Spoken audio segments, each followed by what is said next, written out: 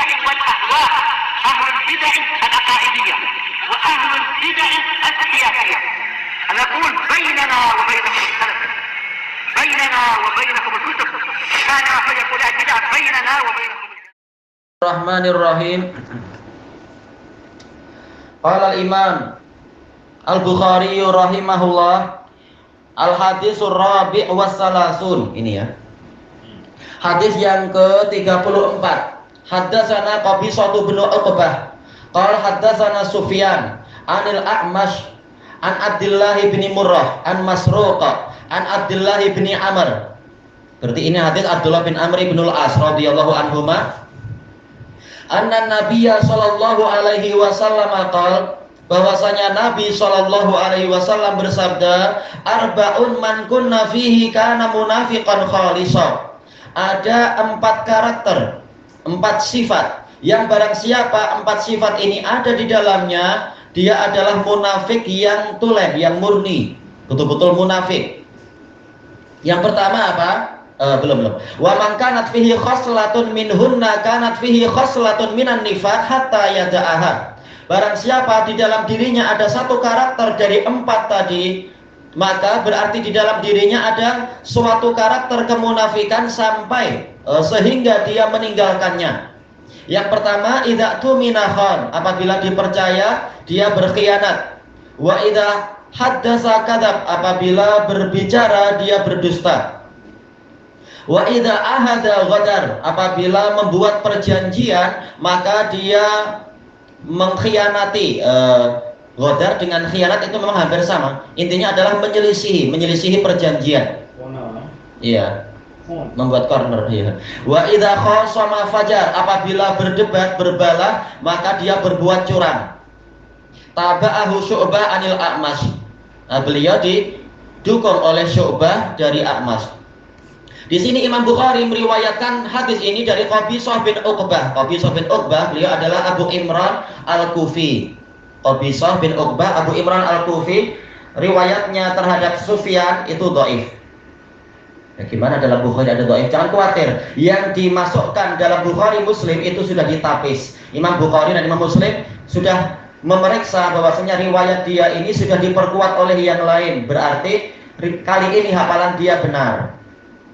Dan nanti akan kita bahas insyaallah di akhir pembahasan ini.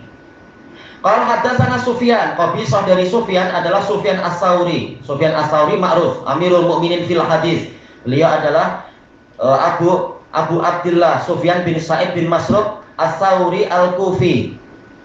Jauh lebih hebat daripada Syu'bah beliau ini. Baik. Sebagaimana dijelaskan oleh Imam Ibnu Rajab Al-Hambali, terjadi perselisihan riwayat antara Syu'bah dengan Sufyan Ats-Tsauri dalam 80 riwayat. Wal qaul qaulu Sufyan, yang betul adalah ucapan Sufyan. Bahkan Syu'bah sendiri mengatakan, idza talaftu ana wa Sufyan fal qaul qaulu Sufyan. Kalau terjadi perselisihan antara saya dan Sufyan, ucapan yang benar adalah ucapan Sufyan. Tapi Sufyan Ats-Tsauri sendiri mengatakan Syu'bah Amirul Mukminin fil hadis. Ini memang orang-orang yang bersatu, tidak saling dengki, tapi saling memberikan rekomendasi, tazkiyah, pujian dan sebagainya. Lebihnya Sufyan apa? Kenapa? IQ udah ingatan apa? Iya, beliau hafalannya luar biasa hebat. Biografinya bagus, disebutkan dalam Muqaddimah Jarh wa Ta'dil punya Imam Ibnu Abi Hatim Ar-Razi. Hafalannya hebat sekali beliau. Dan beliau qawwalun bil haq. Beliau mengatakan, setiap kali saya ke pasar, kalau saya melihat kemungkaran dan saya tak mampu untuk mengingkarinya, saya kencing darah. Dan disebutkan oleh muridnya, sering beliau masuk pasar untuk nahi mungkar, memberikan nasihat-nasihat. Memang beliau qawwalun bil haq. Ini Sufyan Ats-Tsauri, dan beliau ahli ibadah, ahli puasa, ahli qiyamul lail. Pernah pada suatu malam beliau dijemput makan oleh muridnya. Lalu beliau makan banyak, namanya free, makan aja banyak, suka beliau. Walaupun setiap harinya makannya sedikit, tapi ada yang dimakan. Begitu selesai makan, yang lain pada tidur, beliau sholat semalam penuh. Lalu beliau ditanya, kenapa Anda ibadah sebanyak ini? Beliau mengatakan, keledai kalau diberi makan banyak, kerjanya banyak. Jawabnya gitu. Ya, beliau kuat. Nah, beliau saking hebatnya dicintai oleh raja dan rakyat sampai khalifah. Siapa khalifah waktu itu? Abu Ja'far Al-Mansur. sampai mengundang menjemput beliau untuk jadi hakim. Tapi beliau tahu kalau jadi hakim walaupun duit banyak nanti urusan banyak, pening nanti boleh jadi hafalan jadi kacau. Sementara masa itu yang diperlukan adalah mengumpulkan hadis Nabi dan menjaga riwayat. Maka beliau tak mau jadi hakim. Nah, tatkala beliau tak mau jadi hakim diancam akan dihukum. Lalu beliau bilang, beri saya waktu 3 hari. Ya sudah, diberi waktu 3 hari. Tahu-tahu pada hari ketiga tak datang. Akhirnya pasukan dikirimkan ke rumah beliau. Tahu-tahu beliau sudah lari. Akhirnya diumumkan oleh rajanya bengang. Barang siapa mampu menemukan Sufyan Ats-Tsauri hidup atau mati, dapat hadiah sekian. Akhirnya Sufyan lari dari Kufah. Ini Kufah. Lari sampai ke Yaman. Oh, beliau bagus. Iya. Nah, sekian tahun tak diketahui di mana beliau. Cuma pada suatu hari ketika di Yaman ada orang sedang sembang-sembang dengan orang lain. Seseorang sembang-sembang dengan seorang bos pemilik kebun. Tanya gimana keadaan, gimana kebunmu? Dia bilang kebun saya bagus sekarang, betul-betul diberkahi. Apa ceritanya? Saya sekarang punya pekerja yang hebat. Apa hebatnya dia? Dia amanah betul. Jadi saya pernah tanya pada dia, hasilnya bagus dan juga bersih. Saya tanya pada dia, gimana kebun untuk sebelah sini? Dia manis atau masam atau bagaimana buahnya? Dia bilang, Anda menugaskan saya untuk mengurusi itu, tapi Anda tak bilang saya boleh makan. Saya tak pernah makan di situ. Oh, langsung saya kagum sama dia. Temannya bilang tak ada pekerja seperti itu kecuali Sufyan Ats-Tsauri. Wah, langsung beritanya sampai ke Amirul Mukminin, dikejar sampai ke Yaman. Akhirnya beliau lari ke Hijaz, lari ke mana itu? Lari ke Mekah. Nah, akhirnya beliau kemudian sembunyi di balik apa itu namanya langsir Ka'bah itu. Dia mengatakan, saya tak mau lihat engkau wahai Ka'bah kalau sampai saya tertangkap. Mungkin saking pening pikirannya sampai bilang macam itu. Habis itu begitu pasukan raja sampai ke dekat Ka'bah, beliau lari lagi masuk ke pekuburan. Nah, di pekuburan itu beliau mendengar berita yaitu Abu Ja'far Al-Mansur telah mati. Oh, ternyata doanya dikabulkan. Setelah itu tak ada lagi panggilan untuk beliau. Ini Sufyan Ats-Tsauri, ceritanya banyak tentang beliau. Iya, jadi buruan.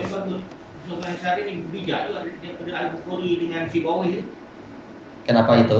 Pandai menyelamatkan diri. Iya. Masing-masing tinggal pandai-pandai cari selamat.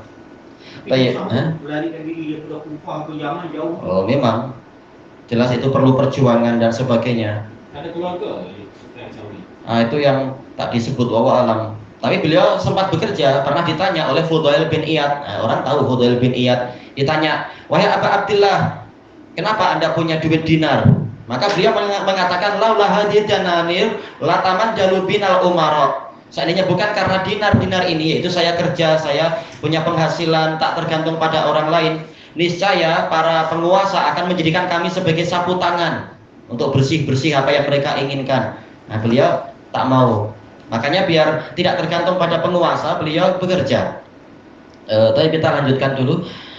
Qal anil A'mash ma'ruf, terkenal sekali. Beliau adalah Al-Mushaf As-Siqah Al-Imam. Beliau adalah Abu Muhammad Sulaiman ibnu Mihran Al-Kufi, ma'ruf.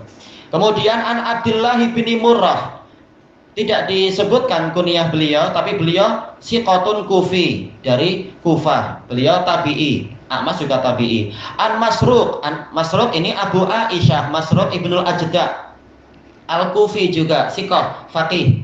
An Abdullah bin Amr ibnul As, Abu Muhammad, anak dari Amr ibnul As. Baik. Radhiyallahu anhuma anna Nabiyya sallallahu alaihi wasallam qala. Baik. Dijelaskan oleh para ulama untuk sanad ini semuanya adalah orang-orang Kufah. Ini musalsal bil Kufiyin, semua orang Kufah kecuali Abdullah bin Amr. Beliau ini asalnya adalah dari Quraisy, namun beliau juga sudah berkunjung ke Kufah. Jadi boleh dikatakan ini sanadnya Kufiyun semua, musalsal bil Kufiyin. Dan juga ada 3 tabi'in di sini, A'mash, Abdullah bin Murrah dan Masruq. Kenapa? Ini anaknya Sayyidina Umar. Bukan, yang Ibnu Amr, Abdullah bin Amr ibnul As. Amr. Iya, Amr. Anak kepada Amr bin As. Iya, betul. Bukan Mesir ya? Nah, ceritanya beliau asalnya adalah Quraisy, Mekah. Kemudian Amr ibn al-As, beliau bersama Khalid ibn al-Walid masuk Islam setelah perjanjian Hudaibiyah. Nah, mereka berdua pergi ke Madinah, tinggal di sana. Jadi Madani dengan anaknya. Kemudian tatkala masa pemerintahan Umar ibn al-Khattab, Amr ibn al-As berangkat ke Mesir untuk menaklukkan Mesir. Lalu anaknya juga dibawa ke sana karena anaknya diberi wasiat Nabi untuk selalu ikut ayahnya. Nah, setelah itu pada masa pemerintahan Ali, maka Amr ibn al-As dengan Muawiyah ada di Syam. Nah, anaknya juga ke Syam. Jadi memang ini pindah-pindah beliau. Abdullah bin Amr ibn al-As pindah-pindah dan beliau juga berkunjung ke Kufah. Makanya boleh kita katakan Kufiyun, boleh dikatakan Misriyun. Yani Umayyah. Iya, dari Bani Umayyah. Baik. Kemudian di sini Nabi Shallallahu Alaihi Wasallam menyebutkan Arba'un man kunna fihi kana munafiqan khalisah. Ada 4 karakter yang barang siapa karakter itu ada pada dirinya berarti dia munafik yang murni. Sekarang pertanyaannya, pada hadis Abi Hurairah semalam Rasulullah mengatakan 3. Tapi kenapa untuk hadis Abdullah bin Amr di sini Nabi mengatakan ada 4? Yang betul 3 atau 4 sifat munafikun itu? Jangan khawatir, diriwayatkan oleh Imam Muslim dari hadis Abi Hurairah, lafadznya adalah min alamatil munafik, termasuk dari alamat munafik itu 3. Jadi ini menunjukkan 3 itu bukan pembatasan. Jadi mungkin saja 4, mungkin saja lebih. Cuma Nabi dalam suatu majelis menyebutkan 3 sebagai peringatan dengan sebab tertentu. Dalam kesempatan yang lain menyebutkan 4 karena lihat keadaan dan seterusnya. Jadi tak masalah.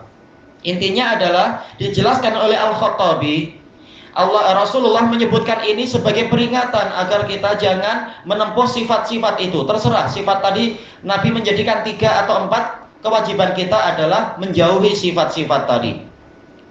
Lalu kenapa? Ramai orang Pakistan khianat lah banyak.